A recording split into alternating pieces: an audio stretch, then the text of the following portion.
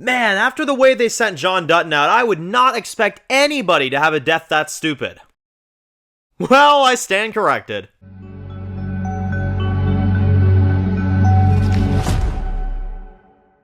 Alright guys, this one's going to be doing a review today. This one's going to be doing a review for Yellowstone. This one's going to be doing my next review for this final batch of episodes of Season 5. This is for episode 12 titled Counted Coup. So, man, alright, so I can't believe I'm saying this, but it sounds like we only have 2 episodes left of Yellowstone.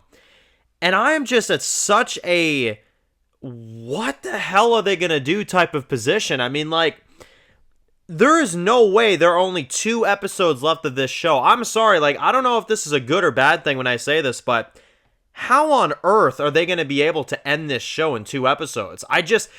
Based off this episode, like, this felt like any other episode to me. This didn't feel like a final episode of the show. I don't know, like, is the series finale 2 hours long? Like, what the hell is going on here? I don't know. Like, I enjoyed this episode, but, like, I don't know. As a final half of the series, I guess I expected things to be a bit more immediate. I don't know. Like, it was a good episode, but I do think that, like, I don't know. I'm getting a little concerned for the way this show is going to end. Like, with only 2 episodes left, and you still mean to tell me that the biggest focus of this episode was Colby, I think is his name? Yeah, like, I barely remember his name. He's not even a major character. Like, he's one of the ranchers. He's one of the guys that's around that, you know, one from the bunkhouse, but basically, the story of this episode is that you've got, you know, our characters that are out there doing their thing, you know, Teeter and Tater and all that other stuff, you know.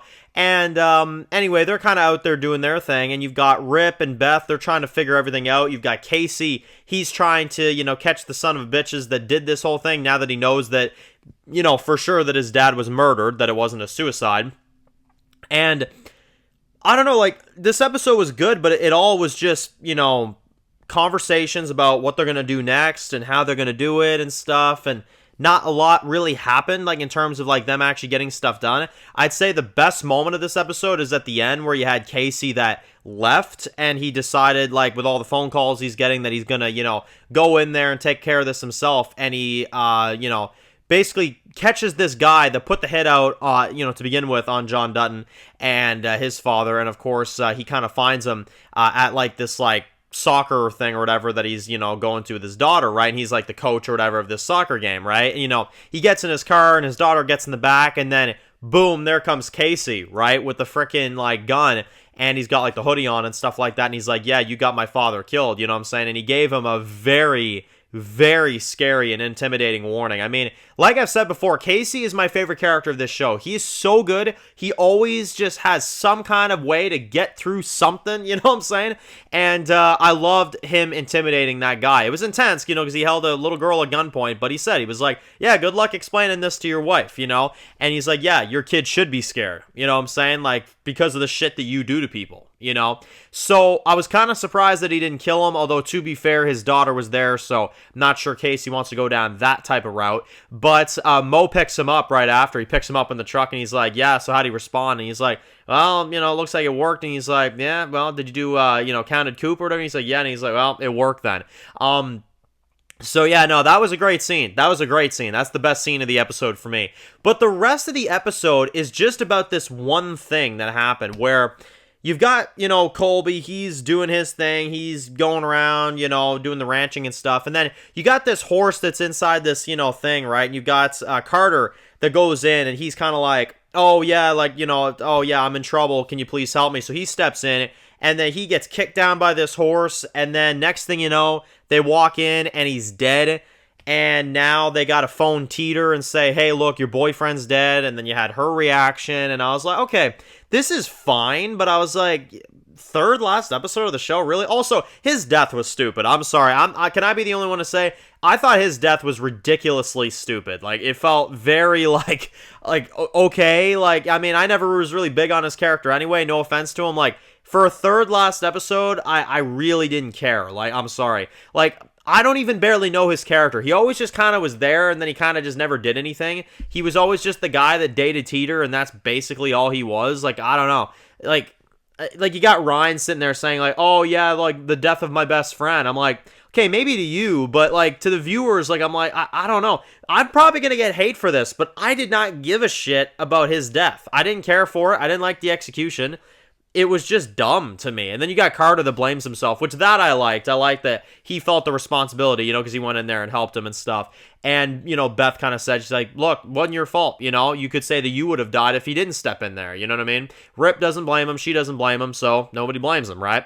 And Rip had an interesting scene this episode, too, where he kind of threw, like, the glass in the fire, you know what I'm saying? Get some anger out that Beth wants him to let out, and she knows he's got to let out, But yeah, no, and then you had a few things, like Jimmy, he found out that John was dead. I like that. That was good, It was good to update him, but I don't know, the pacing of this one, just like, it felt like for a third last episode, that's really all we did. Like, I don't know. I'm expecting big things for the last 2 episodes. We're going to be reviewing them as they release, so I hope that they got something big. I hope they got something good for us in these last 2 episodes. I came back to review the final half of the show because you guys wanted me to cover it. But and obviously we're going to ride it out. We're going to talk about the last 2 episodes, but I don't know, man. I'm a little iffy on this final half. Like, I really liked episode 11. I didn't really care for the other 2, though. I didn't care for episode 9 and 10. I didn't really care for those ones. Episode 11 was really great. I liked 11 a lot. Felt like that one was, like, really fast-paced. This one, like I said, it wasn't bad, but it just, it for a third last episode, it didn't pack a punch like I thought it should have. So I'm going to give it like a 7, I think. Yeah, 7 out of 10. It was fine. It was a fine episode. It had its moments. I just feel like we should be focusing on bigger things. But I didn't think it was bad. Like, I enjoyed certain elements of it. I just kind of hope that we move a bit more in this next episode, because we're at our penultimate, so we got to do something, you know what I'm saying? Yeah, we'll see. We'll see what they do next week. I'll be back for it. So, thank you all for watching. If you're new to the channel and you enjoy videos like this, make sure to click the subscribe button so you don't miss any of the videos for Yellowstone. Be sure to follow me on Dan's Reviews Official on Instagram, guys. And, of course, I'll see you guys really soon for more videos for Yellowstone. Enjoy the rest of your day, guys, and peace out. Born in the dark alleys, city of concrete. Dan's reviews blowing up, never taste defeat. Walking Dead dissected every plot twist beat. World gone mad, TV junkies hit a treat.